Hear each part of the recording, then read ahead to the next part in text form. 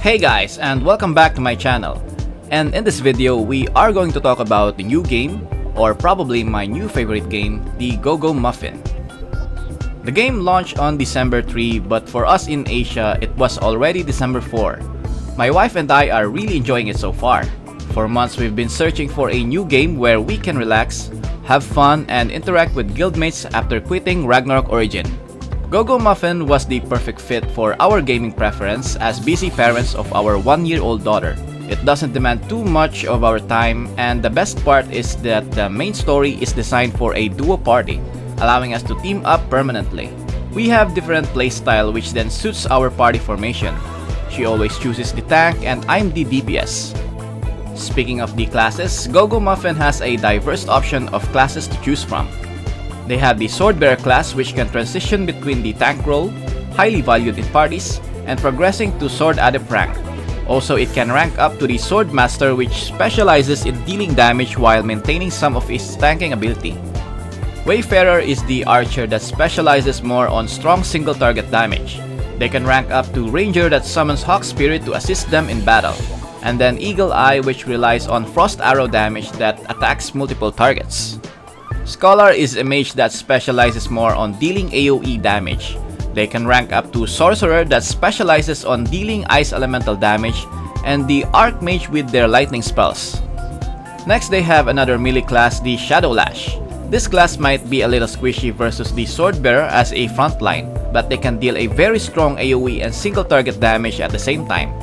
They can rank up to the Dark Blade which uses Shuriken, then the Night Weaver that deals flaming slashes of attacks. Finally, there's the Acolyte, a very popular class. In my opinion, it's one of the best classes in the game. They are highly needed in raid parties since hard dungeons require strong healing to keep everyone alive.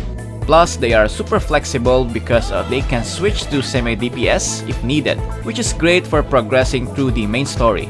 Acolytes can rank up to Oracle which uses dark magic, and later the Thaumatorch which combines both light and dark magic. After choosing your class, you will be first introduced to a tutorial where you need to familiarize some features.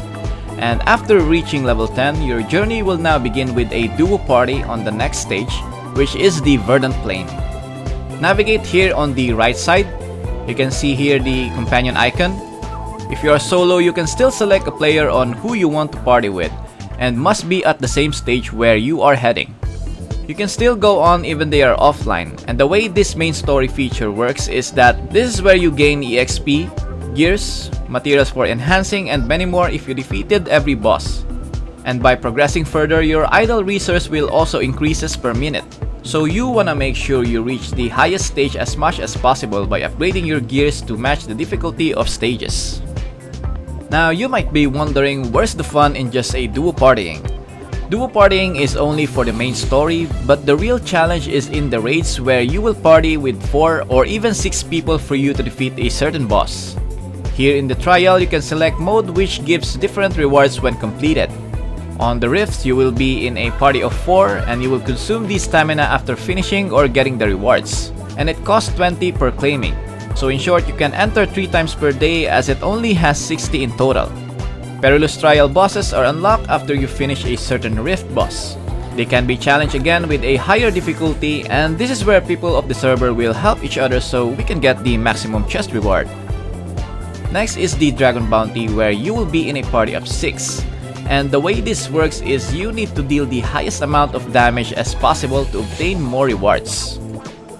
And this has a mini mechanic where you will transfer to your left or right so you can dodge the flaming blast of the dragon, where it might kill you if you are still low level, or it will decrease your attack if you get hit, so you really need to dodge on this dungeon. Lastly is the Waves of Horror where you will be in a party of 4, defeating the incoming waves, survive until the end, and prove your strength.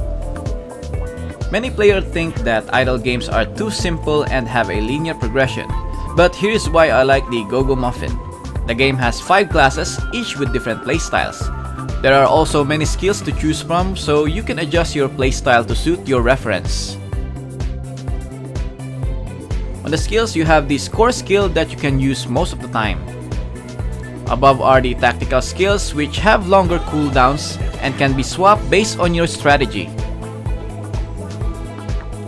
Below are the passive skills which you can also change to create better synergy with your other skills. They also have these talent trees for additional stats and creates another type of customization. You can also change these talent trees to your likings, and it has a lot to choose from. And they have these cute pets which are called here as mellowmons. Mellowmons are monsters that helps you in a battle and boosts your character stats. Each mellowmon has a special ability that gives you a powerful buff for 10 seconds. When the gauge is full, you can activate it and your mellowmon will fly to you and merge with your character, giving you a cool looking armor.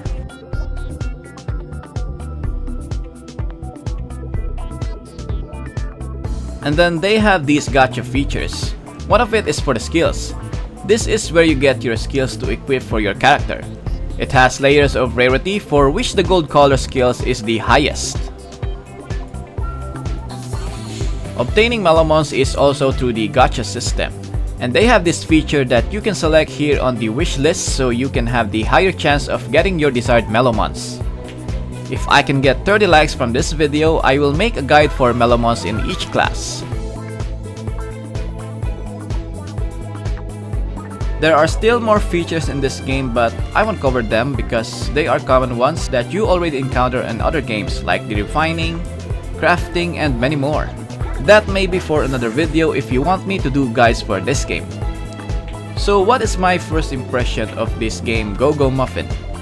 Go Muffin is a very fun game where you don't need a lot of efforts to progress your character. There will be a time where you encounter a level wall and that's where you just wait and do something else.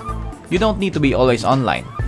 It's ideal for people who wants to play an MMORPG but have busy schedules. You can relax, chat with your guildmates while progressing through your character stages or join raids with other players.